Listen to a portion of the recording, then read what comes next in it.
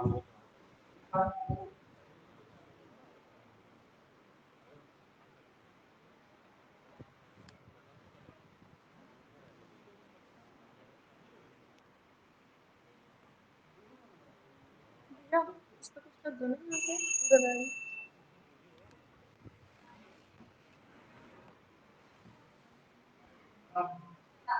सभी को सुबह का बहुत नमस्कार। उम्मीद है आप सभी अपने घरों में सुरक्षित और स्वस्थ होंगे और अपना विशेष ध्यान रखते हैं। मैं मीनाक्षी राय, प्रवक्ता, राज्य शैक्षिक प्रशिक्षण एवं अनुसंधान संस्थान, उत्तर प्रदेश। आपके डीएलएड सेमेस्टर 2 का जो अनिवार्य प्रश्न पत्र है, प्रारंभिक शिक्षा के नवीन प्रयास, उसके विषय में बात करेंगे। और जो फर्स्ट यूनिट है उसका जो प्रीवियस क्लास में हमने बात की थी, बाल अधिकार की, राइट ऑफ चिल्ड्रंस, आज उसी क्लास को आगे कंटिन्यू करेंगे। और आज हम बात करेंगे कि बाल अधिकार के संबंध में जो राष्ट्रीय आयोग है उसके बारे में। प्रीवियस क्लास में जो हमने बात की थी उसमें बाल अधिकार क्या है, उसके संबंध में यूएन का क्या कन्वेंशन है और हमारे कॉन्स्टिट्यूशन में कौन से आर्टिकल्स हैं जो बाल अधिकार से रिलेटेड हैं, इसके बारे में हमने बात की थी। आज हम बात करेंगे national commission for protection of childrens right, राष्ट्रीय बाल अधिकार संरक्षण आयोग। हम जानते हैं कि स्वतंत्रता के बाद से ही हमारे देश में विधायिका, कार्यपालिका, न्यायपालिका के द्वारा बच्चों के विकास, भागीदारी और सुरक्षा के लिए कई नीतियां और कानून बनाए गए और उनके अधिकारों को सुरक्षित करने का निरंतर प्रयास किया गया। इसी क्रम में हम देखते हैं कि पार्लियामेंट के एक 2005 में एक एक्ट आता है, commission for protection of childrens right. 2005 में ये संसद से कानून बनता है और राष्ट्रीय बाल अधिकार संरक्षण आयोग की स्थापना की जाती है, जो 2007 से कार्य करना प्रारंभ करता है। ये राष्ट्रीय बाल अधिकार संरक्षण आयोग जो है ये महिला एवं बाल विकास मंत्रालय के अंतर्गत कार्य करता है और इसमें इसका जो स्ट्रक्चर है, इसमें एक अध्यक्ष होता है और 6 मेंबर्स होते हैं। जो अध्यक्ष होते हैं इस आयोग के, उनको केंद्र सरकार द्वारा ये आयोग के सदस्यों को चुना जाता है और इसके जो अध्यक्ष होते हैं उनकी विशेष कार्य किया हो उन्होंने बाल कल्याण के दिशा में, ऐसे व्यक्ति को चुना जाता है।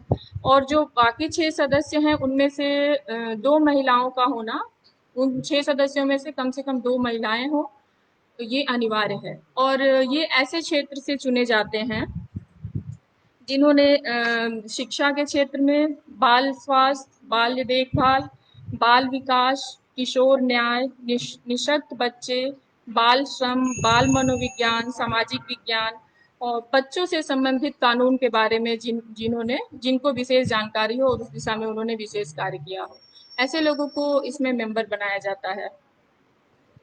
जो उद्देश्य है इस कमीशन का वो है कि बच्चों के अधिकार को प्रमोट करना, उसको डिफेंड करना और प्रोटेक्ट करना, बच्चों के अधिकार को सुरक्षित करते हुए उनके अधिकारों को बढ़ावा देना और बच्चों को एक सुरक्षित जीवन प्रदान करना है।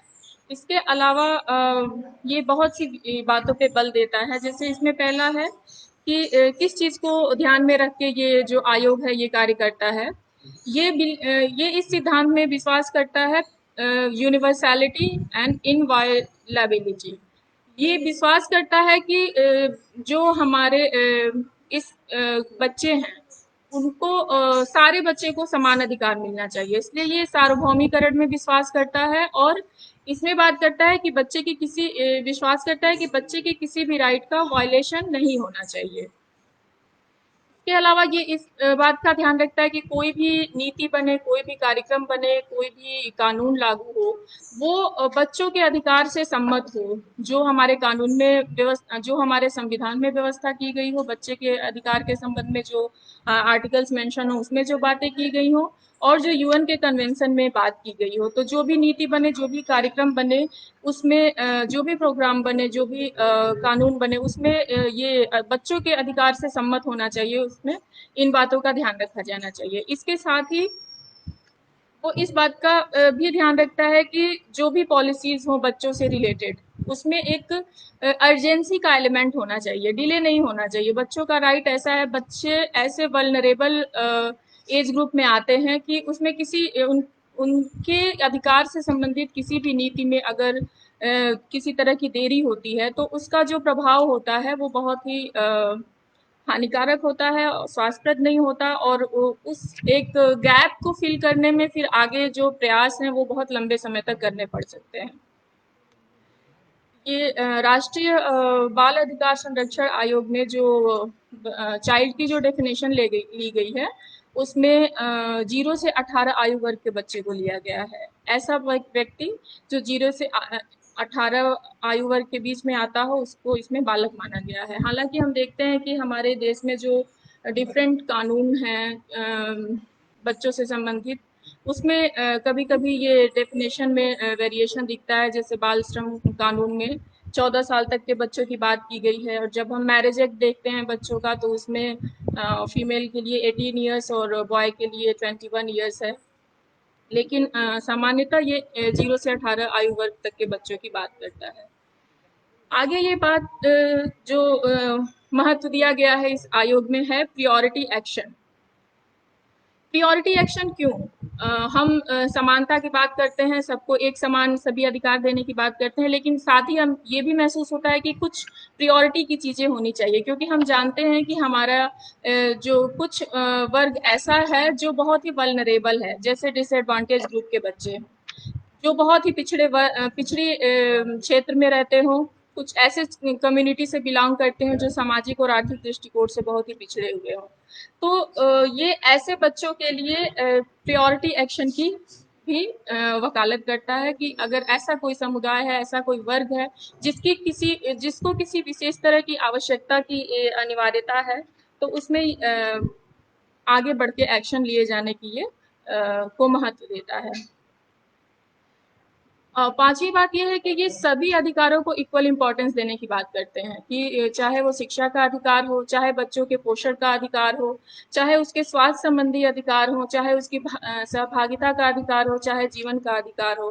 तो ये आयोग इस बात में विश्वास करता है कि सभी राइट्स जो हैं वो इक्वल इम्पोर्टेंस हैं, कोई किसी से कम या किसी से ज़्यादा नहीं है, और ये सारे राइट्स जो हैं एक दूसरे को इन्फोर्स करते हैं। बिना एक के दूसरे राइट को प्राप्त करना संभव नहीं है, और बिना एक सारे राइट्स को भी एक साथ जब नहीं प्रदान किया जाता है बच्चे के, तो वो भी बच्चों के ओवरऑल डेवलपमेंट के लिए सही नहीं होगा।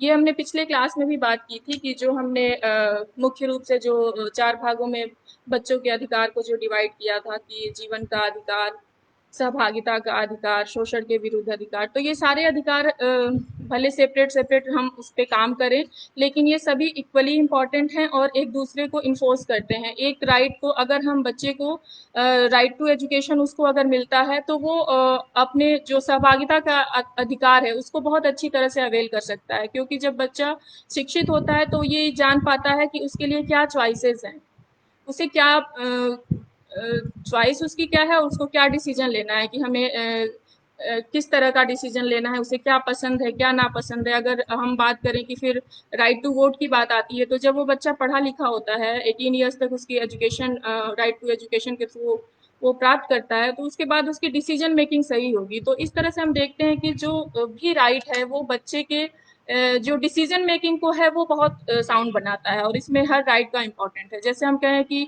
हमें पता है कि हमारे देश में कुपोषण भी एक समस्या है। जब किसी बच्चे में एक न्यूट्रिशन का सफिशिएंट लेवल नहीं होता है, जो भी न्यूट्रिएंट हैं, प्रोटीन, विटामिन, जब उसकी किसी स्पेसिफिक एज में जितना चाहिए वो जब नहीं होता है, तो हम बच्चे को कहते हैं कि कुपोषण का शिकार है।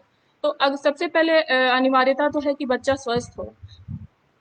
स्वस्थ बच्चा ही एक अच्छे लाइफ को अवेल कर सकता है। हम कहते भी हैं कि स्वस्थ मस्तिष्क में स्वस्थ व्यक्ति का निर्माण होता है। तो जो स्वास्थ्य है वो अच्छे एजुकेशन को करेगा। अगर बच्चा स्वस्थ होकर क्लासरूम में जाएगा पढ़ाई करेगा तो उसको वो चीज़ें ज़्यादा इंजॉय करेगा वो टीचिंग को, और मिक्सअप होके अपने शिक्षा को प्राप्त करेगा। तो इस तरह से हम देखते हैं कि ये जो राइट्स हैं वो बिल्कुल भी अलग अलग नहीं है, एक दूसरे को प्रमोट करते हैं, एक दूसरे से जुड़े हुए हैं। और जब सारे राइट्स जो भी हैं, उसके पोषण के संबंधी अधिकार है, उसके सुरक्षा संबंधी जो अधिकार हैं, उसके एजुकेशन का जो राइट है, ये सब जब उसको एक साथ प्रोवाइड किए जाते हैं, सही समय पर सही तरीके से प्रोवाइड किए जाते हैं, तब वो बच्चा जो है एक अच्छे एक ओवरऑल डेवलपमेंट के साथ अपने लाइफ में आगे बढ़ सकता है।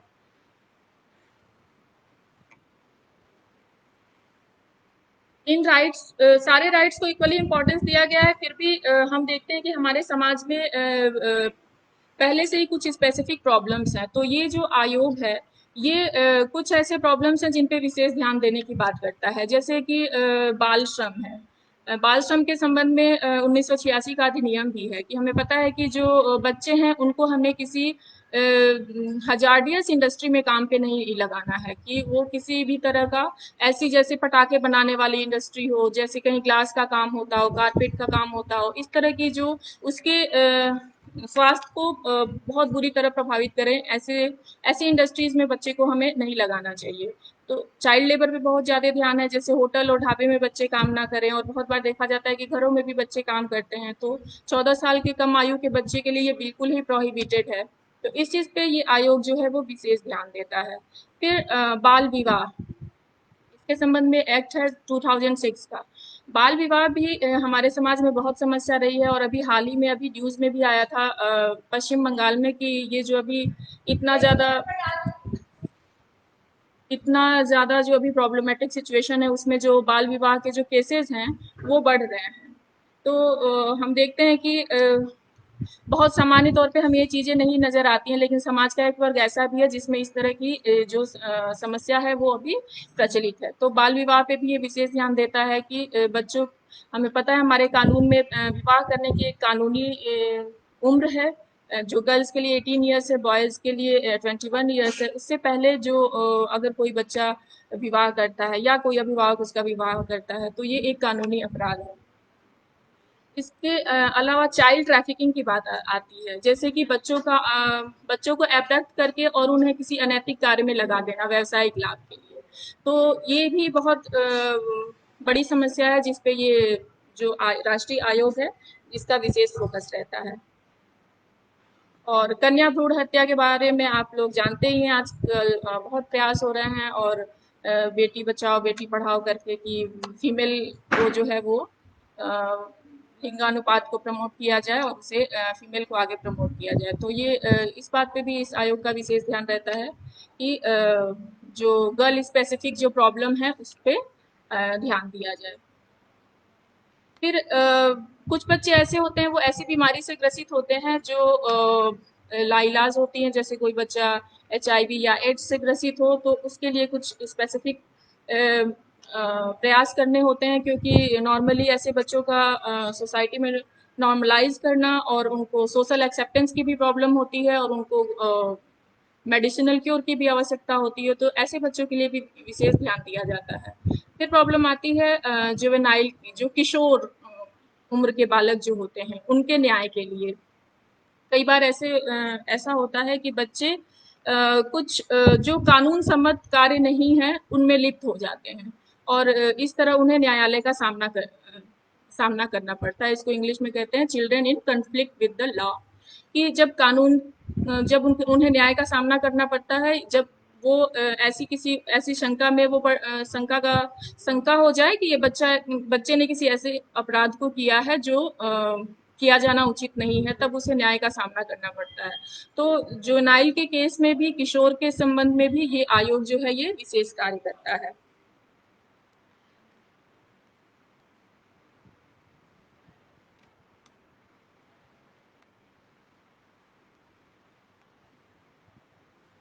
अब बात करते हैं कि फंक्शंस क्या हैं। ये जो आयोग है, national commission for protection of children rights, ये इसके फंक्शंस क्या हैं? पहला है कि जो भी बाल अधिकार से संबंधित जो भी काम है, उनके इफेक्टिव इम्प्लीमेंटेशन के लिए सुझाव देना कि प्रभावी रूप से उनको किस तरह से लागू किया जा सकता है, इस संबंध में गवर्नमेंट को सुझाव देना। और ऐसे जो रक्षात्मक उपाय होते हैं उनकी समीक्षा करना, उनकी जांच करना और समय समय पर वार्षिक रूप से या जब उचित हो गवर्नमेंट को इससे अवगत कराना। दूसरी बात है कि जब ये संज्ञान में आता है किसी बच्चे के राइट का वायलेशन हो रहा है, उसके अधिकार का हनन हो रहा है, उस समय इस आयोग के पास अधिकार है कि उसके संबंध में ये इंक्वायरी करे और ऐसे मामलों में क्या इनिशिएटिव लिया जाना चाहिए उसको सुझाव दे। तो कभी भी किसी राइट का वायलेशन होता है और ये स्वयं संज्ञान ले सकता है आयोग इसके बारे में, और उसके बारे में क्या इनिशिएटिव लिया जाना चाहिए उस बच्चे को राइट को प्रदान करने के लिए, इसके बारे में भी आयोग जो है वो सुझाव देता है। कई बार हम जानते हैं कि बच्चे कई सारी समस्याओं से प्रभावित होते हैं, जैसे टेररिज्म हो गया, कम्युनल वायलेंस हो गया, दंगे हो गए, कभी नेचुरल डिजास्टर हो गया, कोई प्राकृतिक आपदा आ गई, कई बार कई तरह के अनैतिक शोषण का बच्चे शिकार हो जाते हैं।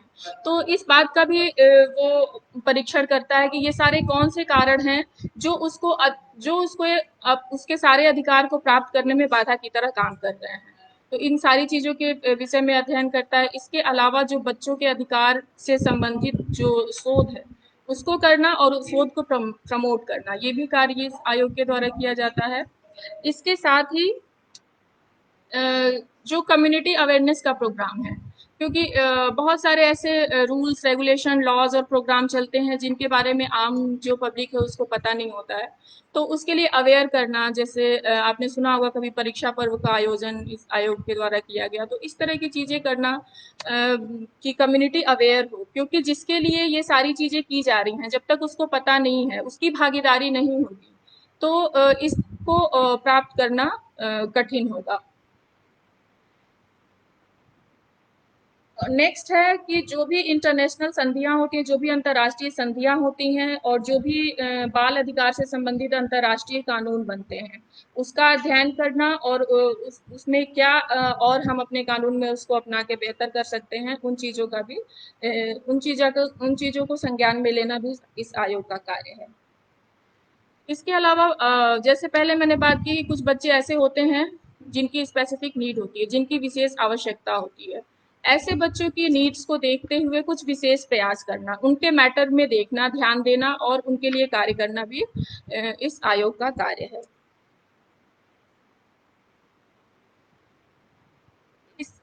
एक तो बात यह है कि अगर आयोग को स्वयं ये लगता है कि कहीं किसी बच्चे के राइट का वायलेशन हो रहा है, तो उसमें वो खुद से वो प्रयास कर सकता है उस राइट को रिस्टोर करने के लिए। दूसरी बात है कि कंप्लेन भी किया जा सकता है, अगर कोई व्यक्ति चाहे स्वयं कोई बालक या उसका अभिभावक या कोई व्यक्ति जिसके कहीं बालक के किसी अधिकार का हनन हो रहा है, तो वो उस संबंध में जो है कंप्लेन कर सकता है। और इसमें कंप्लेन करने में किसी भी भाषा में वो कर सकता है। जो 8वीं अनुसूची में हमें पता है कि कुछ भाषाओं को मान्यता दी गई है जिसमें 22 भाषाएं हैं, तो किसी भी भाषा में कंप्लेन किया जा सकता है। और कोई फी नहीं है कंप्लेन करने की, किसी तरह का फी नहीं लिया जाएगा अगर किसी को कंप्लेन करना है तो। और इसके अलावा जो कंप्लेन की जानी है उसको इस तरह से वो कंप्लेन का डिस्क्रिप्शन होना चाहिए कि क्या मैटर है, पूरी तरह से वो पूरी तरह से उसकी तस्वीर सामने रखी जाए आयोग के सामने। और आयोग जो है वो और भी फर्दर जो इंक्वायरी कर सकता है और फर्दर मैटर्स को मांग सकता है, एफिडेविट वगैरह जो भी उसको रिक्वायरमेंट लगे उस कंप्लेन के निराकरण करने के लिए। इसके बाद वो उस कंप्लेन को देखता है, जांच करता है और उसके लिए जो स्टेप लिया जाना चाहिए उसका वो सुझाव देता है।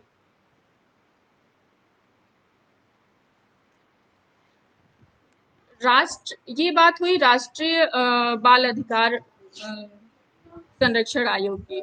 इसी के तर्ज पे राज्यों में भी बाल अधिकार संरक्षण आयोग की व्यवस्था की गई है और राज्य भी अपने स्तर पे ये इस आयोग की स्थापना करते हैं।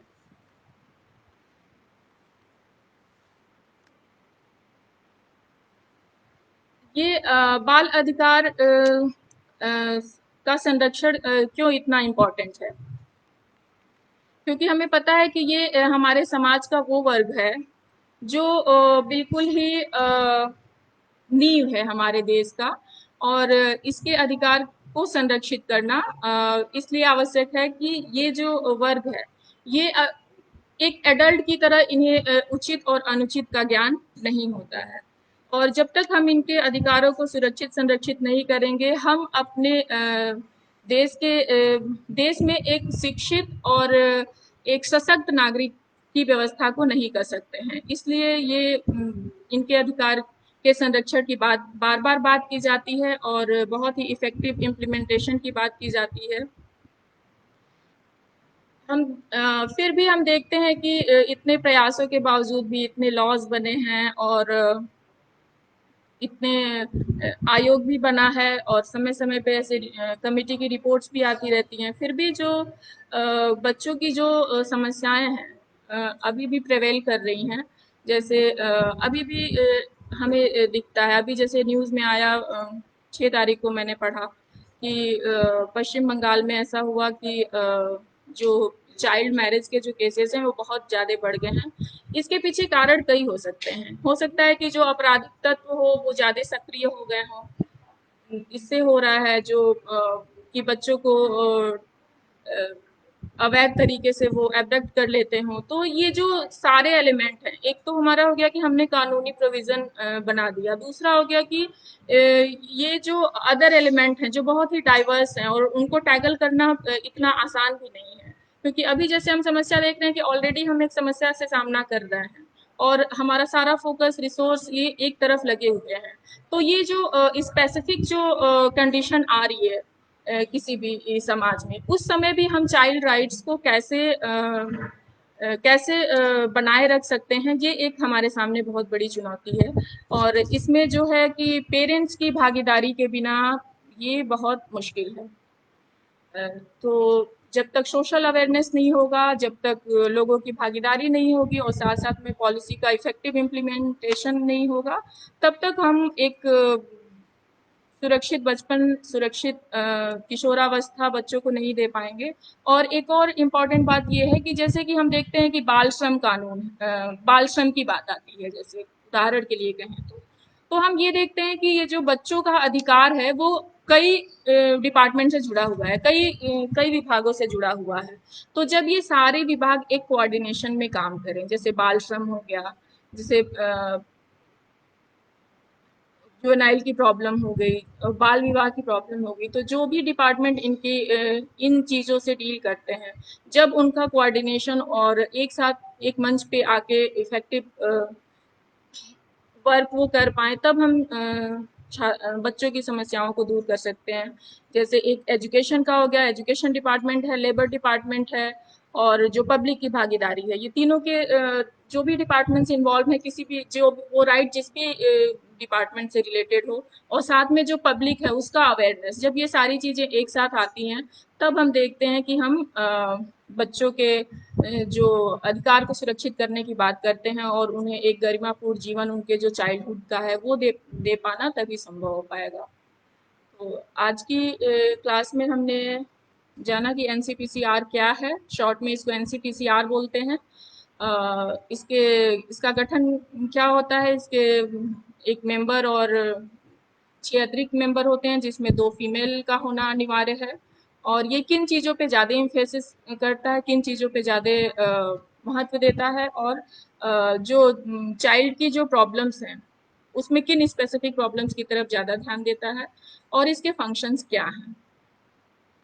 आज इसमें आज आपका असाइनमेंट भी होगा। असाइनमेंट आपका ये है कि बाल अधिकार से आप क्या समझते हैं और राष्ट्रीय बाल अधिकार संरक्षण आयोग की बाल अधिकार में भूमिका की व्याख्या करें।